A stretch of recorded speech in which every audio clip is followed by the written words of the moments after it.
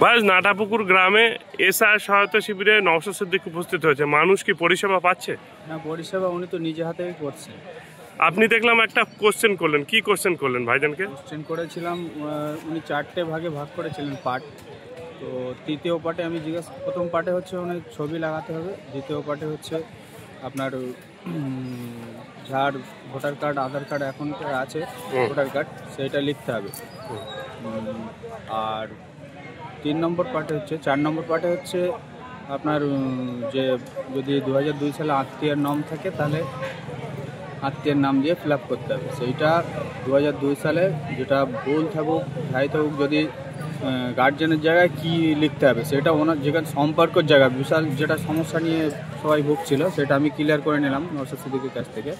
উনি বললেন যে যার থ্রু দিয়ে আপনি লিখছেন সম্পর্কটা ওনার সঙ্গে আপনার হবে না, ওনার যার যদি আপনার বাবার নামে লেখেন বাবার সঙ্গে সম্পর্ক ওখানে আপনার কি হবে না, ওনার গার্জেনের নাম লেখা আছে তানার বাবার নাম, যেহেতু আপনার দাদুর সঙ্গে আপনার বাবার কি সম্পর্ক তাহলে পিতার সম্পর্ক, উনি এটাই বুঝিয়ে দিয়েছে।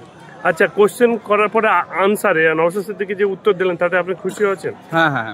আচ্ছা, একজন বিধায়ক একজন সাধারণ মানুষ এইভাবে কোশ্চেন করতে পারছে, হ্যাঁ, এটা নিয়ে কি বলবেন? অন্য বিধায়কদের কাছে কিন্তু এমন ভালো বিষয়, এটা নিয়ে তো খুবই, উনি তো একটা জনপ্রতিনিধি, এটা ওনার কাজ, তো অন্যান্য বিধায়করা করেন না, ইনি করছেন, খুবই ভালো জিনিস।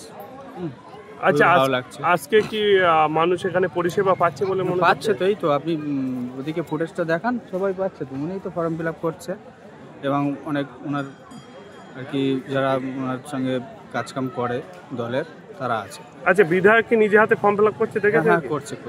ওকে, আপনার নাম? এমডি আইনুল বাড়ি। আপনি কোনো দলের সঙ্গে যুক্ত? না, আমি সাধারণ করি না, সাধারণ পাবলিক।